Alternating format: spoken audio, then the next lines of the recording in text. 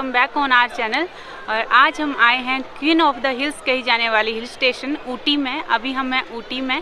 अभी हम आए थे रात को हमने कोची से ट्रेन ली थी।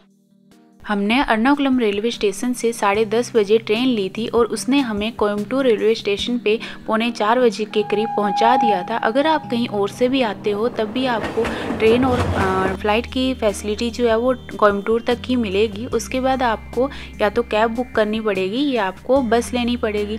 हम तो बस से ही गए थे और बस मिली हमें न्यू बस स्टैंड से। न्यू बस स्टैंड तक पहुँचने के लिए भी आसानी से कोयम्बटूर रेलवे स्टेशन से बस मिल जाती हैं। ऊटी में हम पहुंचे थे 12 बजे और न्यू बस स्टैंड से ऊटी तक पहुंचने के लिए हमें लगे 4 घंटे। तो अगर आप हो सके तो जल्दी सुबह बस लेने की कोशिश करें ताकि आप जल्दी पहुंच सके और ज़्यादा जो है एक्सप्लोर कर सकें। अभी टाइम हुआ है 3 बज रहे हैं और हम अभी पहुंच गए हैं ऊटी लेक। अभी हम जाएंगे ऊटी लेक में और देखते हैं और कितना कवर हो सकता है।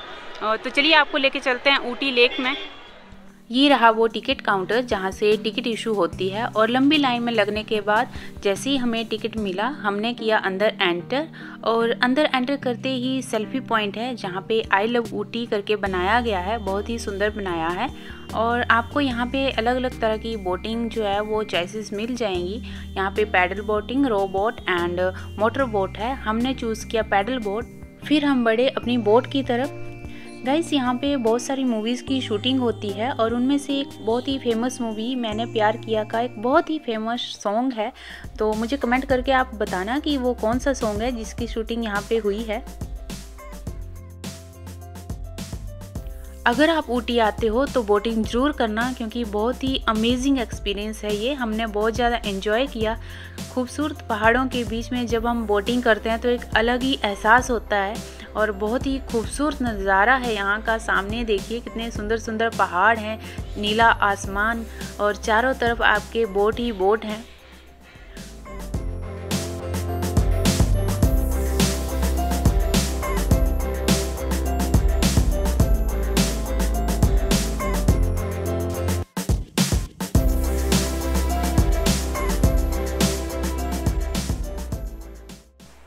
थर्टी मिनट की बोटिंग के बाद जैसे ही हम वापस आ रहे थे तो हमारी बोट दूसरी बोट से टकरा गई थी।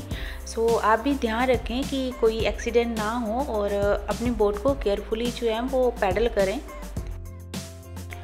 यहाँ पे एक छोटा सा अम्यूज़मेंट पार्क भी है जहाँ पे अलग अलग तरह के झूले लगाए गए हैं। आप चाहें तो वहाँ पे राइड ले सकते हैं और बच्चों के लिए तो काफ़ी अच्छा ऑप्शन है यहाँ पे। उनके लिए अलग अलग छोटे छोटे झूले लगाए गए हैं और यहाँ से देखिए कितना ही सुंदर व्यू दिखता है पूरे लेक का। आप चाहें तो यहाँ पे हॉर्स राइडिंग भी कर सकते हैं। हॉर्स राइडिंग भी है यहाँ पे। और साथ में अगर आप गर्म कपड़े नहीं लेके आए हैं तो आप यहाँ से शॉपिंग भी कर सकते हैं क्योंकि आजकल ऊटी का मौसम जो है वो ठंडा हो रखा है। ऊटी लेक के जस्ट ऑपोजिट में है थ्रेड गार्डन जहाँ पे एंट्रेंस टिकट आपको लेना पड़ेगा और एंट्रेंस टिकट था 30 रुपीज़ पर पर्सन और साथ में जो कैमरा है उसके भी चार्जेस थे। सुई बिना मशीन हाथ से बना, बिना कलरिंग, सब नेचुरल धागे के कलर। लास्ट सेल्स काउंटर में सैंपल छू के देखो। पत्थर, लकड़ी ओरिजिनल, फूल, पत्ती, gospel thread work, everything made of thread, stone, stand, would only original. Okay, जैसा कि आपने सुना ये पूरा गार्डन जो है वो थ्रेड का बना हुआ है। सिर्फ लकड़ी और जो स्टोन है वो असली हैं, बाकी सब थ्रेड वर्क है। और इसको बनाने में 12 साल लगे जिसमें कि 50 जो लेडीज़ थी उन्होंने काम किया और दिन रात मेहनत करके जो है इस गार्डन को तैयार किया है जो कि उन्होंने बहुत ही ब्यूटीफुल बनाया है। अगर आप यहाँ पे आते हो तो इसको बिल्कुल भी मिस मत करना क्योंकि ये सारा ऐसे लगता है जैसे कि ओरिजिनल फ्लावर्स हैं। बहुत ही खूबसूरती से उन्होंने इसको बनाया हुआ है। इसको बनाने में 6000 करोड़ मीटर धागे का यूज़ किया गया है और सारा जो वो सिल्क के धागे से बनाया हुआ है।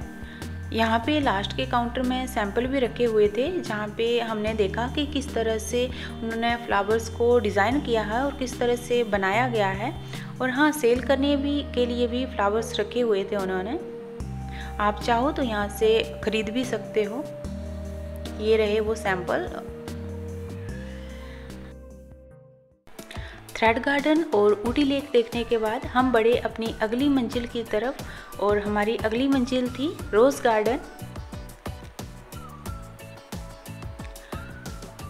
रोज़ गार्डन पहुंचते ही हमने टिकट लिया, और टिकट लेके जैसे ही हमने अंदर एंटर किया, वहाँ का जो नज़ारा था दैट वाज मेस्मराइजिंग गाइस। बहुत ही सुंदर और ब्यूटीफुल था, और सनसेट का टाइम था, हल्की हल्की धूप जो है वो आ रही थी और चारों तरफ हरियाली ही हरियाली थी।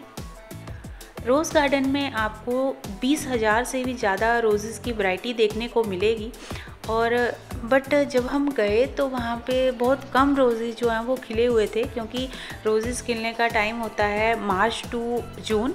तो अगर आप जो और ज़्यादा रोज़ेज़ देखना चाहते हो तो आप मार्च से लेके जून तक जो है वो अपना ट्रिप प्लान करें, क्योंकि अभी थोड़ा कम ही वहाँ पे रोज़ेज़ थे। बट फिर भी हमें ये गार्डन बहुत ही ज़्यादा अच्छा लगा, क्योंकि काफ़ी वेल मेंटेन ये गार्डन है।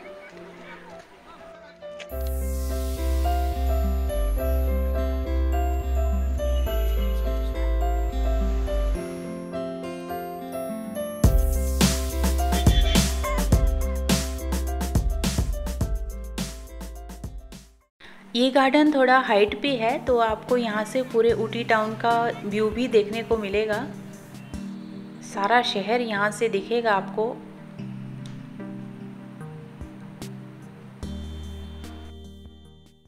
सो गाइस, अभी हो गया अंधेरा, और तो डे 1 की वीडियो को हम यहीं पे एंड करते हैं। आई होप आपको वीडियो अच्छी लगी होगी। अच्छी लगी तो लाइक कीजिएगा, चैनल को सब्सक्राइब कीजिएगा, और फ्रेंड्स फैमिली के साथ शेयर कीजिएगा। मिलते हैं आपसे डे 2 की वीडियो में फिर से। सो तब तक के लिए बाय बाय, टेक केयर।